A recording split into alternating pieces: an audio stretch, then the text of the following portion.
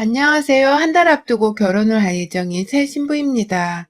아직 결혼 생활을 일일도 살아보지 못한 초짜배기 새댁인데도 마음에는 결혼을 10년은 한 것 같은 채증이 쌓여있는 듯해요. 그래서 이 기분을 마저 풀기라도 해야 살 것 같다는 생각에 사연을 적어봅니다. 남편과 소개팅으로 만나 교제한 지 4년 정도 되었습니다. 남편과 저는 동갑내기 커플인데요. 처음 사귀던 당시만 하더라도 둘 다 20대였고 결혼을 당장 생각하고 있던 것이 아니었기 때문에 아주 가벼운 마음으로 교제를 시작했었어요. 말 그대로 남자친구와 여자친구 그 이상도 그 이하도 아니었죠. 하지만 사람 감정이라는 게 어디 처음과 끝이 같을 수 있나요? 만나보면 만나볼수록 사람이 괜찮고 제 감정에 흐트러짐이 없는 것이 딱 좋았습니다. 결혼을 해본 적이 없으니 정확히 어떤 사람과 만나야 할지에 대해서 정답을 알지는 못했지만 제 남편을 보면 대충 알 것도 같았죠. 그냥 이런 사람과 결혼하면 내가 사랑 못 받고 힘들어할 일은 없겠구나 하고 말입니다. 딱 부모님께서 어릴 적부터 좋은 사람을 만나 시집을 가라고 하실 적에 말씀하시던 그 좋은 사람이 바로 제 남편이라고 여겼어요.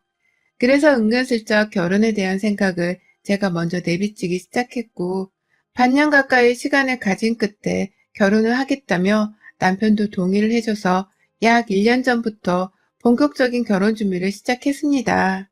3개월 전에 결혼해서 들어갈 신혼집 계약을 마쳤고, 지금은 아직 각자의 집에서 따로 살고 있으나 미리 혼인신고부터 해놓고서는 아내 남편으로 공식적인 호칭을 부르며 지내고 있는 중이고요.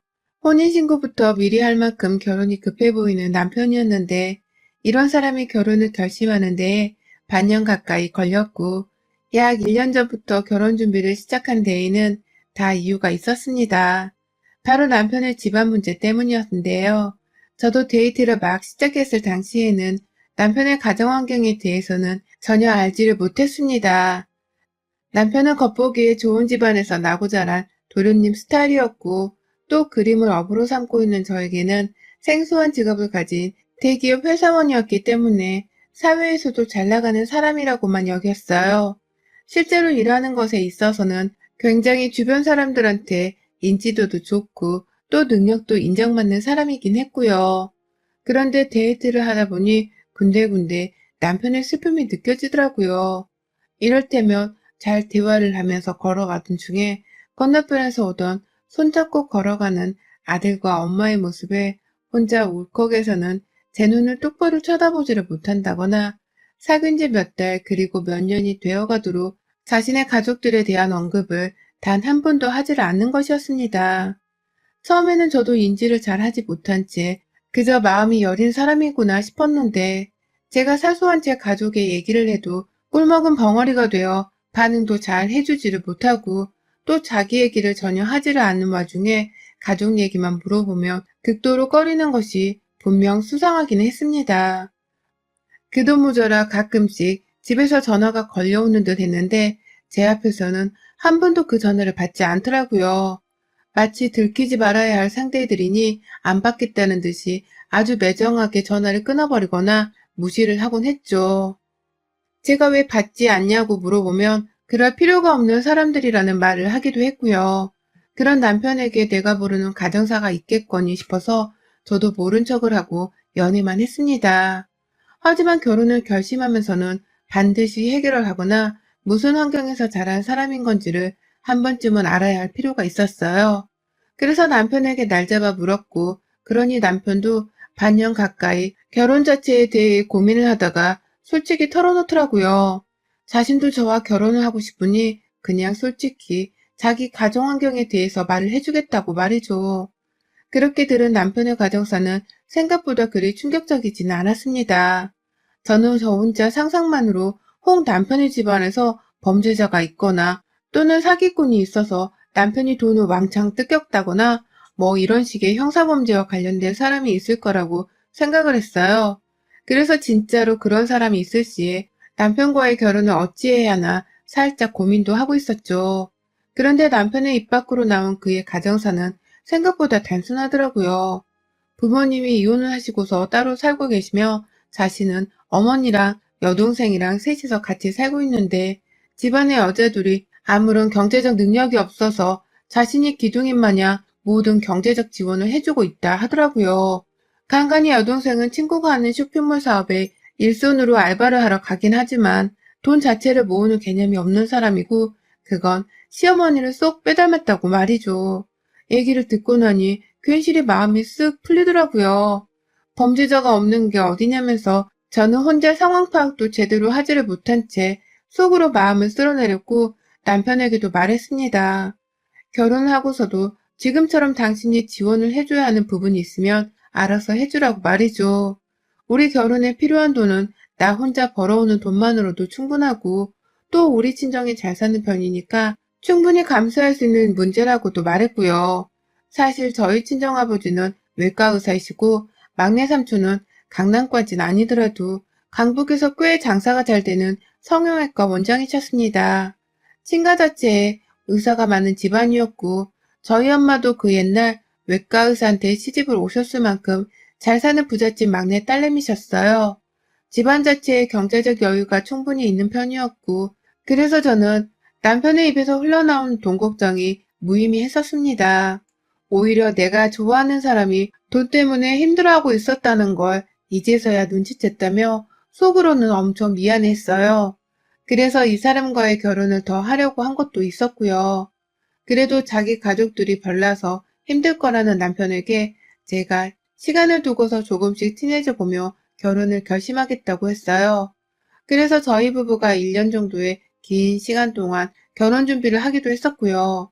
그렇게 저는 저에게 주어졌던 지난 1년간의 시간 동안 열심히 남편을 통해서 그리고 직접 시어머니와 시누이한테 다가가며 친해져 보려 노력을 했습니다. 혼인신고를 하기 전까지는 정말 너무나 괜찮다고 생각되는 분들이셨어요. 남편이 별나다고 주의를 줬던 것과는 달리 제 눈에는 두 사람이 다 저를 진심으로 아끼고 또 남편을 아들로서 아끼는 분들이라 생각되었죠. 한 번은 제가 소고기 세트를 사들고서 남편과 함께 시댁에 간 적이 있었는데요. 아들도 모자라서 며느리 된 사람한테서 이리 얻어먹는다면서 엄청 미안해하고 또 고마워하시더라고요. 염치가 있는 분들이시라 생각을 했고 그 후로도 여러 번 제가 뭘 사올 때마다 아주 고마워하시는 모습이 보였기에 제 판단을 의심하지 않았어요. 남편은 시어머니랑 시누이가 저를 많이 마음에 들어하나 보다며 예전과는 자신이 봐도 달라진 듯 보이신다며 가족들의 변화에 놀라워했고 저는 이전에 진상을 부리던 시누이와 시어머니의 모습을 본 적이 없었는지라 처음부터 끝까지 그저 한결같았습니다. 그리 신경 쓰고 힘들어할 존재들이 아니라는 생각만 했던 것이죠. 그런데 결혼 전 혼인신고를 하면서부터 상황은 완전히 뒤바뀌었어요. 그 정도가 얼만큼이었냐면 제 남편이 다시 혼인신고를 물려줄 테니 식 올리기 전에 떠나라는 소리까지 했을 정도였으니까요. 혼인신고를 하고서 완전히 법적 부부가 된 날 그 서류를 사진으로 찍어서 양가 부모님께 전송을 했습니다. 남편은 친아버지랑 연락을 하고 지내고도 있어서 저는 아버님께 따로 그리고 시누이랑 시어머니가 계시는 단톡방에 따로 2번을 전송했죠. 시어머니랑 시누이는 그때까지만 하더라도 이제 정말 우리 한가족인 거네? 우리 집에 드디어 며느리가 들어오다니 라고 하면서 비교적 잠잠한 반응으로 저를 맞이해 줬어요. 집에 며느리가 들어온다는 말이 좀 듣기 싫었으나 뭐 제가 며느리였으니 그러려니 했죠. 그런데 그 다음이 좀 난감했습니다. 의사 집안의 딸 우리 집 며느리가 된 걸 환영해. 이제 덕 좀 보고 살자. 라면서 시어머니가 문자를 보내시더니 시누이가 당연히 덕 보고 살겠지 며느리인데 라고 대답을 하더라고요. 쥐들끼리 제 집안을 가지고서 북치고 장구치며 덕을 보겠다고 한 것입니다. 당황했지만 침착하게 답장을 했어요. 가족으로서 잘 부탁드립니다. 라고 말이죠. 그런데 시어머니는 또다시 우리가 잘 부탁해야지. 의사 집안 덕 볼 일만 남았는데. 라는 찝찝한 답장을 보내오셨어요. 왜 자꾸 내 집안을 걸고 넘어지며 덕을 보겠다고 하는 건지 그 당시는 알 수가 없었습니다. 단지 혼인신고를 하기 전과 후의 태도가 너무 달랐던 바람에 속으로 뭐 하자는 거지? 하며 혼란스럽기만 했죠. 그리고 그로부터 얼마 지나지 않아 시어머니와 시누이의 말에 다 뼈가 있다는 것을 깨달았어요. 혼인신고하고서 부쩍 제게 전화를 자주 걸어서는 집에 좀 와. 올 때 먹을 것도 좀 사오고 같이 밥이나 먹자. 라는 식으로 저를 엄청나게 불러대는 시어머니와 시누이 때문에 제가 거의 3개월 동안 내내 시댁을 찾아 저녁을 먹었던 것 같아요. 웬만하면 며느리가 집에 올 때 시댁에서 뭘 하나 더 얹어주고 싶어서 밥도 준비를 하고 시어머니가 과일 하나라도 내어주시는 게 정상이잖아요.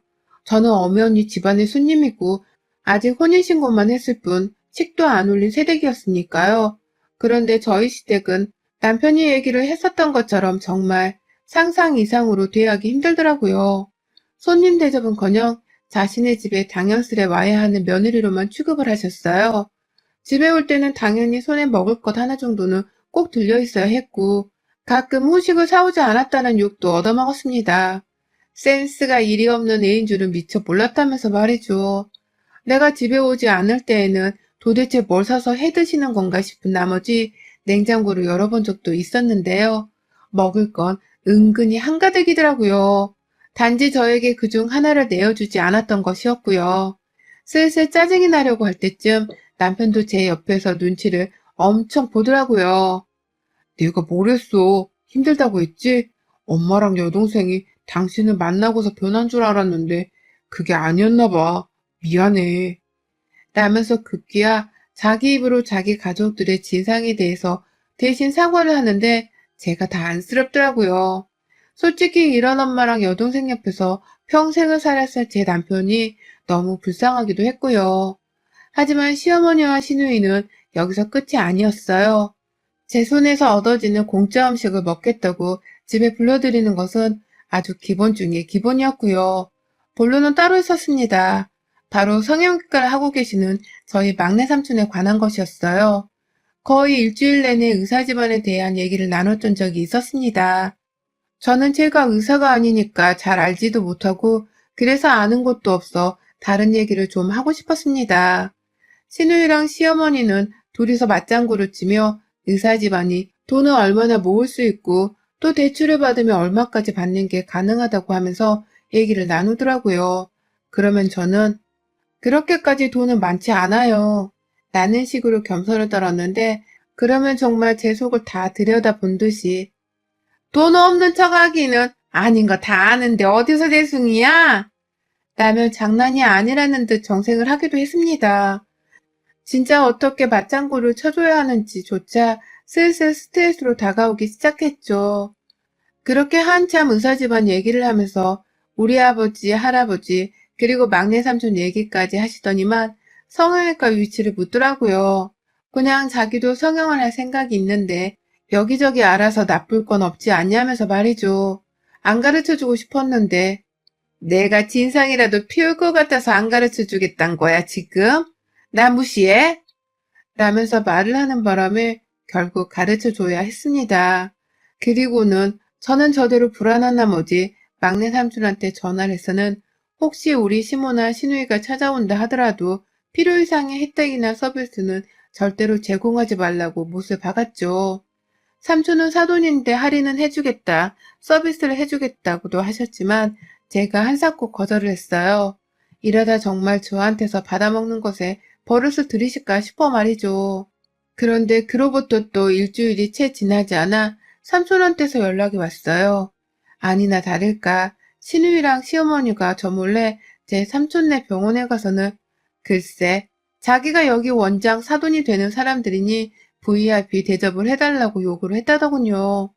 상담원이 상담을 먼저 해야 하는데도 원장부터 무조건 만나게 해달라고 로비에서부터 조른 것도 모자라 그렇게 저희 삼촌을 만나서는 뭐 대단한 사모님이 마냥 성형수술을 그냥 공짜로 해달라는 말도 안 되는 부탁을 했다고 합니다. 정확히는 부탁이 아닌 명령으로 말이죠. 옆에서 시누이는 시어머니 말에 맞장구를 치면서 자기도 어디 대단한 부잣집 딸내미인 마냥 건방지게 굴었다고 하는데 삼촌의 말에 뼈가 묻어 있더라고요. 화가 나지만 제 앞이라서 살짝 참고 계시는 듯 했습니다. 그러니 제가 얼떨결에 시어머니와 시누이를 대신해서 삼촌한테 사과를 하기에 이르렀고요. 당장 시어머니께 전화를 걸었죠. 성형외과에서 수술 하나 받는 게 한두 푼 드는 것도 아닌데 그걸 어찌 공짜로 해달라고 찾아갈 생각을 다 했냐며 말이죠. 그랬더니 옆에서 전화를 듣던 시누이가 제 전화를 받더니 있는 것들이 더한다더니 언니도 남들이랑 똑같네. 딸랑 두 사람 쌍꺼풀 하나씩 해주는데 뭔 돈이 그렇게 든다고. 우리도 빈정상해서 언니네 삼천병원 안 갈 거예요. 가보니까 뭐 인테리어도 후지고 서비스도 영 엉망이더만. 라면서 저를 오히려 약 올리고는 전화를 끊어버렸어요. 진상을 부린 건 시어머니랑 시누이였는데 졸지의 유혹을 더 얻어먹는 건 저였고요. 그러니 저도 결혼식을 앞둔 새댁이긴 했으나 순간적으로 이 결혼을 얻고 싶다는 충동에 남편을 불렀어요. 친정으로 말이죠. 남편도 미처 몰랐던 건지 얼굴까지 빨개지면서 미안해했고 결국 그 바람에 저희 부모님이나 저는 남편을 더 나무라지를 못했습니다. 하지만 약속만큼은 받아냈어요. 가족들 단속을 알아서 잘 하기로 말이죠. 그것만 철석같이 믿고서는 바쁘게 결혼 준비에만 몰두를 했는데 신우이년이 또다시 진상을 부리고야 말았습니다. 우리 삼촌병원에서 수술을 안 받겠다고 큰 소리를 칠 땐 언제고 이제 와서 아쉬웠는지. 얼마나 할인해 줄 수 있는데 쌍꺼풀이랑 보톡스 정도는 그냥 공짜로 해주면 안 되나? 아니면 보톡스만이라도 공짜로, 어? 제발. 라면서 수술을 다시 하겠다고 조르더라고요. 한참 조르고 다시 원장님을 만나게 해달라면서 당당히 VIP 대우를 요구하더니만 급기야 저한테 돈을 빌려달라고 하더라고요. 수술할 비용으로 1,000만 원 정도가 필요하다고 말입니다. 시어머니나 시누이나 얼굴만 놓고 보면 뜯어고쳐야 할 구석이 한두 군데가 아니라 그 정도의 돈이 드는 건 당연한 것이었는데요. 아니 그렇다고 자신의 성형수술 때문에 며느리한테 돈 1,000만 원을 빌려달라니요. 성형수술 같은 건 최소한 본인이 하고 싶으면 필요한 만큼의 돈을 모아서 수술을 해야 하는 거 아닌가요? 제 상식으로는 도저히 뻔뻔스러운 이 두 사람의 태도를 이해할 수가 없었습니다.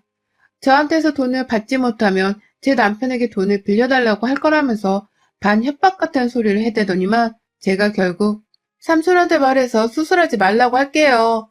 제 시댁 식구들인 건 알지만 저희 삼촌한테는 아가씨나 어머님은 그냥 먼 사람들입니다. 애초에 서비스를 받게 해주는 것도 어려운 부탁이었는데 이렇게 당당히 공짜 시술에 수술까지 요구를 하면 저도 창피해서 우리 삼촌한테 말 못해요. 라며 굳세게 말을 했어요. 돈 빌려달라는 소리를 못 들은 걸로 할 테니 남편한테도 돈 얘기는 꺼내지 말라고 밖에서 일하고 돈 버느라 평소에도 충분히 힘든 사람이라며 선을 그었고요. 대충 말이 없길래 제 뜻은 알아들은 줄 알고서는 전화를 끊었습니다. 그런데 그날 시누이는 제 말을 개떡처럼 무시하고서는 제 삼촌의 병원으로 시어머니랑 손 꼭 잡고 찾아가서는 제 이름을 들먹거리며 당당히 또 무료 시술과 수술을 요구했다고 하네요. 그것도 제가 결혼을 하면서 가져와야 할 혼수로 생각을 할 거니까 무조건 해달라는 식으로 아주 뻔뻔하게 말입니다. 그러니 삼촌도 너무 독종이다 싶었던 나머지 저희 부모님께 바로 전화를 걸어서는 성형수술을 혼수로 받겠다는데 형이랑 형수도 알고 있었던 일이야? 라며 말을 전하셨고 또다시 시누이와 시어머니가 진상짓을 부린 것을 알게 된 저희 부모님이 저와 남편을 호출하기에 이르렀습니다.